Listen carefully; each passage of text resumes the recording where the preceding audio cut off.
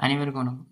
இந்த பதிவில் நம்ம எதை பற்றி பார்க்க போகிறோன்னா, வேதியியலும் மாந்திரிக மைகளும் அப்படின்றத பற்றி பார்க்கலாம்.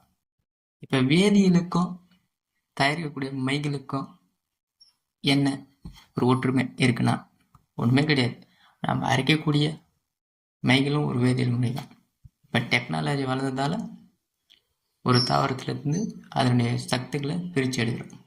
அந்த காலத்தில் சித்தர்களும் முனிவர்களும் எந்த ஒரு மூலிகையை இன்னொரு மூலிகையை கூட சேர்க்கும்போது ஏற்படக்கூடிய வேதியியல் மாற்றத்தை தான் மையை உருவாக்கி நமக்கு கொடுத்துருக்காங்க. இப்போ வசியம்னு எடுத்துக்கிட்டிங்கன்னா வசிய மூலிகைகளில் எதை சேர்த்தா வசியத்தன்மை ஏற்படும் அந்த மைக்கு அப்படின்னு பார்த்து அதை உருவாக்கியிருக்காங்க. இப்போ ஒரு பேதன மைனா அந்த பேதன மூலிகைகள் இருந்து எந்தெந்த மூலிகைகளை சேர்த்து ஒரு பேதன மையை உருவாக்க முடியும் அப்படின்னு சித்தர்கள் அதை செய்து சக்ஸஸாக பயன்படுத்தி வந்திருக்காங்க. பெரும்பாலும் இப்போ மையம் இருக்கிற மாந்திரிகளை செய்யக்கூடிய தப்பு என்னன்னா, ஏதோ ஒரு வேறு எடுத்துன்னு வருது, இந்த வேறு அந்த வேறு எல்லாத்தையும் மொத்தமாக போட்டு கொளுத்தி அப்படியே கல்வத்தில் போட்டு கரகரன்னு அரைச்சி ஏதோ கலந்து வாசனை பொருட்களை கலந்து தயாரித்து இது மையின்றாங்க. அந்த மை வேலை செய்யணும் 100%லாம் வேலையை செய்யாது. ஏதோ அவங்க அந்த மந்திரத்தை கொஞ்சம் போட்டு ஏதோ ஒரு 50% 40% வேலை செய்யலாம். வேலை செய்யாதுன்னு சொல்ல முடியாது, ஓரளவுக்கு கம்மியாக வேலை செய்யும். இப்போ ஒரு மை 100% வேலை செய்யணும்னா அந்த மை அரைக்கக்கூடிய மூலப்பொருட்கள், இப்போ வேறு எடுத்துக்கிட்டிங்கன்னா, இப்போ வெள்ளருக்கு வேறு எடுக்கிறீங்கன்னா அதில் ஒரு 100 கிராம் எடுத்திங்கன்னா, இப்போ தொட்டாச்சி சிலிங்கி வேரில் ஒரு 100 கிராம் எடுக்கணும். இப்போ வேறு ஏதாச்சும் வசிய மூலிகை இருக்கா பார்த்து அதுக்குண்டான அளவு முறைகளை நீங்கள் எடுத்துக்கணும். எக்ஸாம்பிளுக்கு இப்போ பாதாள மூலிகை இருக்குன்னா இப்போ அதில் ஒரு 100 கிராம் அப்படி எடுக்கணும். இப்போ எடுத்து இதை கரெக்டான முறையில் கரெக்டான ஜாம கணக்கில் அரைச்சா மட்டும்தான் 100% மைக்கு ரிசல்ட்டே கிடைக்கும்.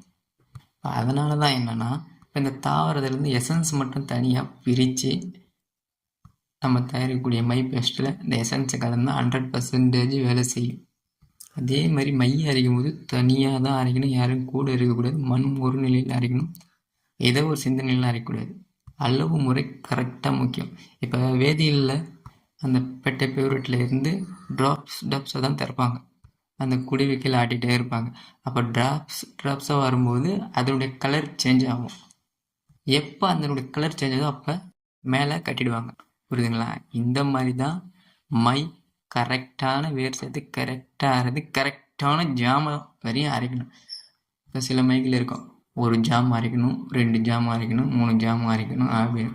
அந்த ஜாமுகள் கரெக்டாக ஒரே ஆளாக அரைக்கணும், ஒரு கைப்பட அரைக்கணும், மாற்றி மாற்றிலாம் அரைக்கக்கூடாது. இப்போ வேதியிலும் மாந்திரிக மைகளும் ஒரு ஒற்றுமை இருக்குது. அது என்னென்னா, இது வேரில் இருந்து நீங்கள் தயாரிக்கிறீங்க, அது எசன்ஸ் வந்து தயாரிக்கிறோம், வேறு எதுவும் கிடையாது.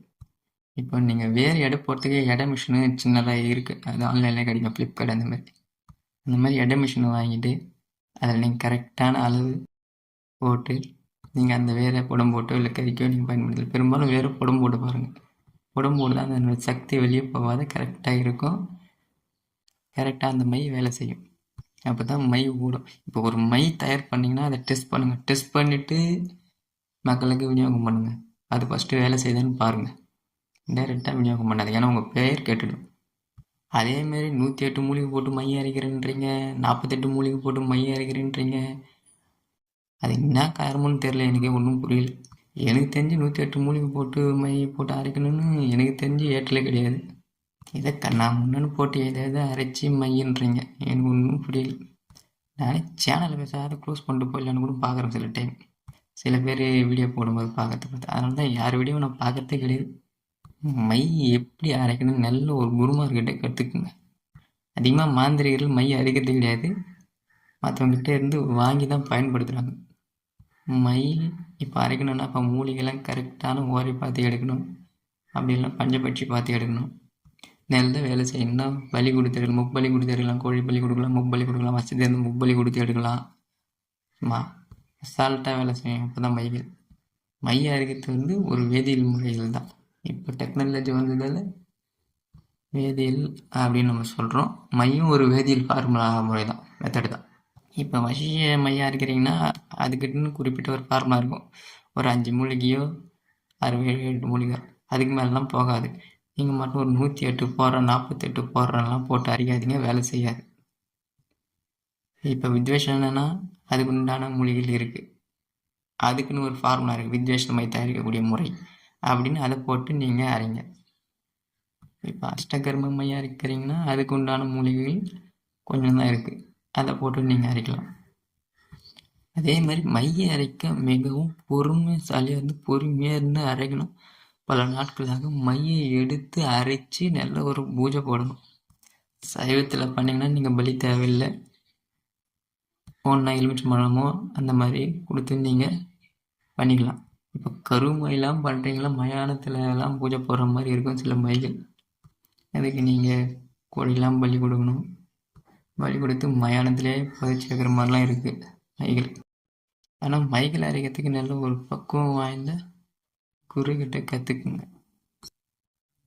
வேதியியல் வேறு, மாந்திரிக மை வேறு கிடையாது. வேதியியலும் மையம் ஒன்று தான். எதனா சந்தேகம் இருந்தால் வாட்ஸ்அப்பில் ஃபோன் பண்ணி கேளுங்க. ஃபோன் எடுக்கலாம், வாட்ஸ்அப்பில் மெசேஜ் பண்ணுங்கள். அதிகமாக நான் ஃபோனும் எடுக்க மாட்டேன், வாட்ஸ்அப்பில் மெசேஜ் பண்ணுங்கள்.